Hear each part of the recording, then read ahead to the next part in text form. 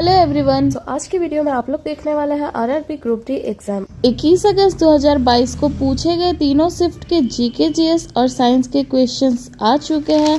और जैसा कि आप लोगों ने पहले वाले वीडियो में भी देखा होगा कि एक एक क्वेश्चन पे 4-5 पॉइंट बताए जा रहे थे, बस उसी तरह इस वीडियो में भी आप एक एक क्वेश्चन पे 4-4, 5-5 पॉइंट्स देखने वाले हैं, जो कि आपके लिए काफी यूजफुल रहेंगे। तो चलिए अब वीडियो को स्टार्ट करते हैं।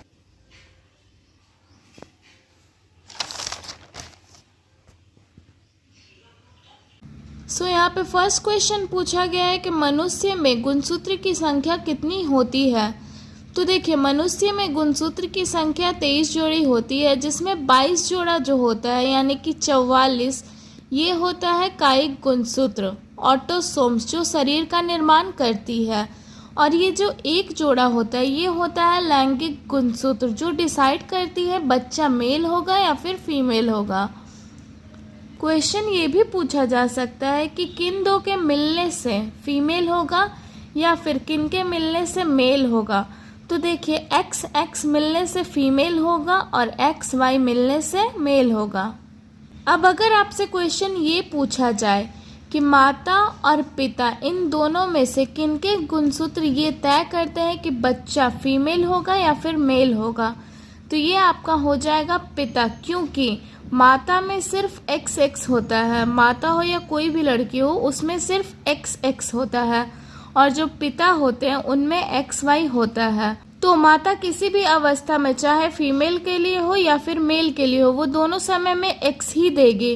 पिता अगर एक्स देते हैं तो एक्स एक्स के मिलने से फीमेल होगा, और अगर पिता वाई देते हैं तो एक्स वाई मिलने से मेल होगा। तो ये किनके गुणसूत्र डिसाइड करते हैं कि बच्चा मेल होगा या फिर फीमेल? तो ये पिता के गुणसूत्र डिसाइड करते हैं कि बच्चा मेल होगा या फिर फीमेल होगा। नेक्स्ट क्वेश्चन पूछा गया है कि बुझा हुआ चूना में कौन सी गैस प्रवाहित होने पर उसका रंग दुधिया हो जाता है। तो देखिए, बुझा हुआ चूना में कार्बन डाइऑक्साइड गैस प्रवाहित होने पर इसका रंग दुधिया हो जाता है। अगर ये पूछा जाए कि बुझा हुआ चूना में कौन सी गैस प्रवाहित करने पर ब्लीचिंग पाउडर बन जाती है, तो देखिए, बुझा हुआ चूना में क्लोरीन गैस प्रवाहित करने पर ये ब्लीचिंग पाउडर बन जाती है। नेक्स्ट क्वेश्चन पूछा गया है कि खतरे का संकेत लाल रंग का क्यों होता है। तो देखिए, खतरे का संकेत लाल रंग का इसलिए होता है क्योंकि लाल रंग का प्रकीर्णन कम होता है। इसका अर्थ ये होता है कि लाल रंग बहुत ही कम फैलता है, और इसके कम फैलने से ये होता है कि अगर दूर से भी लाल बत्ती जलाई जाए तो वो तो बहुत ज़्यादा फैलेगा नहीं, इससे वो बहुत दूर तक दिखाई देगा। इसलिए खतरे का जो संकेत होता है ये लाल रंग का होता है। नेक्स्ट क्वेश्चन पूछा गया था कि शुष्क बर्फ किसे कहते हैं। तो देखिए, शुष्क बर्फ ठोस कार्बन डाइऑक्साइड को कहते हैं। अगर पूछा जाए कि भारी जल किसे कहते हैं, तो ये ड्यूटेरियम ऑक्साइड को कहते हैं, और इसका इस्तेमाल परमाणु भट्टी में किया जाता है। अगर पूछा जाए कि मार्स गैस किसे कहते हैं, तो ये मीथेन गैस को कहते हैं। इसका रासायनिक सूत्र होता है CH4। अगर पूछा जाए कि सीएनजी में कौन सी गैस होती है, तो सीएनजी में मीथेन गैस का यूज़ किया जाता है, और एलपीजी जो कि घरों में इस्तेमाल किया जाता है, इसमें प्रोपेन और ब्यूटेन का यूज़ किया जाता है। अगर पूछा जाए कि बायोगैस में क्या होता है, तो बायोगैस का मुख्य अवयव होता है मीथेन गैस। क्वेश्चन ये भी पूछा जा सकता है कि प्रोड्यूसर गैस में कौन कौन से गैस होते हैं। तो इसमें कार्बन मोनोऑक्साइड और नाइट्रोजन गैस शामिल होते हैं। नेक्स्ट क्वेश्चन पूछा गया है कि एथलीट फूड रोग का कारक कौन सा है। तो देखिए, एथलीट फूड का रोग कारक है कवक यानी कि फंगस। अगर पूछा जाए कि कवक से होने वाले रोग कौन कौन से हैं, तो इसका ट्रिक है गंजा दामाद खाए फ्रूट। तो यहाँ पे गंजा से हो जाएगा आपका गंजापन, दामाद से हो जाएगा दाद खाज खुजली, खाए से यहाँ पे कुछ भी नहीं होगा, और फ्रूट से हो जाएगा एथलीट फूड। तो ये है कवक यानी कि फंगस से होने वाले रोग। तो इसको आप लोग याद रखिएगा। नेक्स्ट क्वेश्चन पूछा गया कि पदार्थ की वह अवस्था जिसमें आकार और आयतन निश्चित होता है वे कौन से है। देखिए, अगर नॉर्मली देखा जाए तो पदार्थ का केवल 3 ही अवस्था होता है, ठोस, द्रव और गैस। इसको इंग्लिश में सॉलिड, लिक्विड और गैस कहते हैं, ठीक है। इसमें आपका ठोस कोई भी सामान होता है तो उसका आकार और आयतन दोनों फिक्स होता है। अगर यही द्रव में देखा जाए तो उसका आकार तो फिक्स नहीं होगा। द्रव में आ जाता है पानी, तो क्या पानी का कोई आकार है? नहीं है, लेकिन उसका आयतन है कि वो उसे आप जिस बर्तन में रखेंगे वो उतना ही स्पेस लेगा। ग्लास में रखेंगे तो उसका आयतन ग्लास के शेप का हो जाएगा, तो इसका आयतन फिक्स है। और यहाँ पे तीसरा अवस्था है गैस, तो इसका आकार और आयतन दोनों ही अनिश्चित होता है, मतलब दोनों ही फिक्स नहीं होता। और अब देखिए, अगर पदार्थ की अवस्था के बारे में ज़्यादा डीप में पूछा जाए तो पदार्थ की चौथी अवस्था पूछा जाएगा तो ये आपका प्लाज्मा हो जाएगा, और पदार्थ की पांचवी अवस्था हो जाएगा आपका बोस-आइंस्टीन। तो आप इन चीज़ों को याद रखिएगा। नेक्स्ट क्वेश्चन पूछा गया है कि खाद्य पदार्थों की विकृत गंधिता से बचाव के लिए कौन सी गैस भरी जाती है। क्वेश्चन अगर सिंपली तरीके से ये पूछा जाए कि चिप्स के पैकेट में कौन सी गैस भरी जाती है, तो आप लोग इसका आंसर आसानी से दे देंगे कि चिप्स के पैकेट में नाइट्रोजन गैस भरी जाती है। लेकिन क्वेश्चन अगर थोड़ा इस तरीके से पूछा जाए कि खाद्य पदार्थों की विकृत गंधिता से बचाव के लिए कौन सी गैस भरी जाती है, तब लोग कंफ्यूज हो जाते हैं। तो तब भी कंफ्यूज नहीं होना है। किसी भी खाद्य पदार्थ को गंधित होने से बचाने के लिए पैकेट में नाइट्रोजन गैस भरी जाती है। नेक्स्ट क्वेश्चन पूछा गया है कि आईपीएल का पहला सीजन किसने जीता था। तो देखिए, आईपीएल का सबसे पहला सीजन ये हुआ था 2008 में, और इसमें जीतने वाली टीम है राजस्थान रॉयल्स। इस राजस्थान रॉयल्स टीम के कप्तान है शेन वॉर्न, और इनकी एक ऑटोबायोग्राफी है नो स्पिन। अगर क्वेश्चन पूछा जाए कि आईपीएल के पहले सीजन के टीम के कप्तान शेन वॉर्न कहाँ के रहने वाले हैं, तो ये ऑस्ट्रेलिया के रहने वाले हैं। अगर वर्तमान की बात करें तो देखिए, वर्तमान में आईपीएल यानी कि 2025 में इसमें कितनी टीम खेली है, तो 2025 में आईपीएल में कुल 10 टीमों ने खेला है। पहले इसमें 8 ही थे, लेकिन 2022 में इसमें 2 टीम जुड़े हैं, गुजरात के और लखनऊ टाइटंस। 2025 में आईपीएल विजेता रहने वाले हैं आरसीबी, रॉयल चैलेंजर्स बेंगलुरु के, और इसमें हारने वाला टीम है पंजाब किंग्स।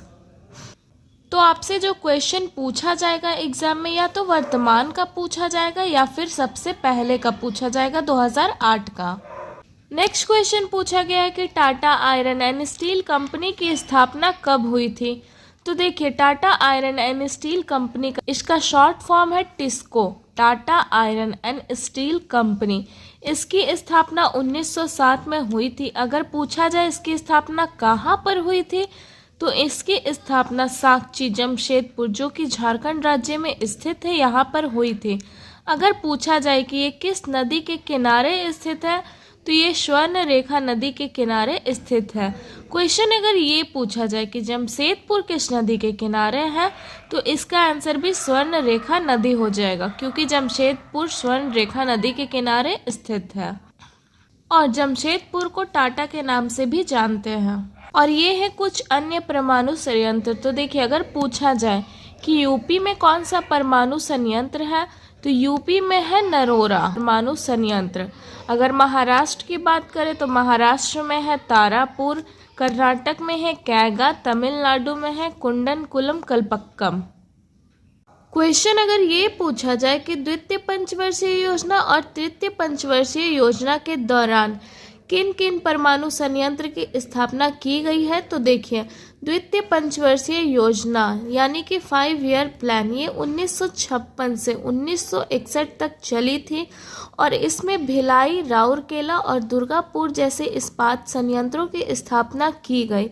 भिलाई, जो कि छत्तीसगढ़ में है, इसकी स्थापना सोवियत संघ के द्वारा की गई। राउरकेला, जो कि उड़ीसा में है, ये जर्मनी के द्वारा किया गया। और दुर्गापुर इस्पात संयंत्र, ये पश्चिम बंगाल में है, ये इंग्लैंड के द्वारा इसका स्थापना किया गया। तृतीय पंचवर्षीय योजना की बात करें तो तृतीय पंचवर्षीय योजना के दौरान बोकारो स्टील प्लांट का स्थापना किया गया, और ये रूस के द्वारा किया गया था। बोकारो कहाँ है, तो ये झारखंड राज्य में स्थित है। नेक्स्ट क्वेश्चन पूछा गया है वर्तमान का ऑस्ट्रेलिया ओपन। तो देखिए अभी वर्तमान में ऑस्ट्रेलिया ओपन 2025 में ये हर साल जनवरी के अंत में होता है। अगर आपसे पूछा जाए कि ऑस्ट्रेलिया ओपन किस खेल से संबंधित है, तो ये आपका टेनिस खेल से संबंधित है। इसका सबसे पहला टूर्नामेंट 1905 को हुआ था और इसका आयोजन मेलबर्न पार्क में किया गया था। 1988 से ही इसका आयोजन मेलबर्न पार्क में किया जा रहा है और इसका पहला टूर्नामेंट 1905 को खेला गया था। अगर वर्तमान की बात करें 2025 की, तो इसमें पुरुष में एकल खिताब जीतने वाले हैं जैनिक सिनर जो कि इटली के रहने वाले हैं, और महिला का एकल खिताब जीतने वाली है मैडिसन कीज जो कि अमेरिका की रहने वाली है। तो आप इन चीज़ों को याद रखिएगा। और जैसा कि हम बोले, या तो वर्तमान का पूछा जाएगा या तो सबसे पहला पूछा जाएगा। तो इसका आयोजन हमेशा से मेलबर्न पार्क में 1988 से किया जा रहा है। ये हर साल जनवरी के अंत में किया जाता है। सबसे पहला टूर्नामेंट 1905 को खेला गया था। वर्तमान में पुरुष में जीतने वाले हैं जैनिक सिनर जो कि इटली के रहने वाले हैं, और महिला का एकल खिताब जीतने वाली है मैडिसन कीज जो कि अमेरिका की रहने वाली है। अगर ऑस्ट्रेलिया ओपन पूछा गया है तो मे भी कि वर्तमान का फ्रेंच ओपन भी पूछा जाए। तो देखिए वर्तमान का फ्रेंच ओपन यानी कि 2025 का, ये भी आपका टेनिस खेल से ही संबंधित है। इसका आयोजन हमेशा से पेरिस फ्रांस के स्टेड रोलैंड गैरोस में किया जाता है। इसका आयोजन मई के अंत या फिर जून की शुरुआत तक किया जाता है। इसमें वर्तमान में पुरुष में एकल खिताब जीतने वाले हैं कार्लोस अल्कराज जो कि स्पेन के रहने वाले हैं, और महिला में एकल खिताब जीतने वाली है कोको गॉफ जो कि अमेरिका की रहने वाली है। तो इन चीज़ों को आप लोग याद रखिएगा। फ्रेंच ओपन ये टेनिस खेल से संबंधित है। ऑस्ट्रेलिया ओपन ये भी टेनिस खेल से ही संबंधित है। इसका आयोजन हमेशा से पेरिस फ्रांस के स्टेड रोलैंड गैरोस में किया जाता है। पुरुष का एकल खिताब जीतने वाले हैं कार्लोस अल्कराज जो कि स्पेन के रहने वाले हैं, और महिला का एकल खिताब जीतने वाली है कोको गॉफ जो कि अमेरिका की रहने वाली है। नेक्स्ट है आपका विंबलडन कप। तो देखिए ये दुनिया का सबसे पुराना टेनिस टूर्नामेंट है। इसका शुरुआत 1877 में हुआ था। अगर पूछा जाए कि विंबलडन कप ये किस खेल से संबंधित है, तो ये लॉन टेनिस खेल से संबंधित है। इसका आयोजन लंदन के ऑल इंग्लैंड क्लब में जो कि ग्रास कोर्ट है, इसमें इसका आयोजन किया जाता है। अगर वर्तमान की बात करें 2025 की, तो इसमें पुरुष का एकल खिताब जीतने वाले हैं जैनिक सिनर जो कि इटली के रहने वाले हैं, और महिला का एकल खिताब जीतने वाली है इगा स्विएटेक जो कि पोलैंड की रहने वाली है। नेक्स्ट क्वेश्चन पूछा गया है कि चमेली देवी पुरस्कार किस क्षेत्र से संबंधित है।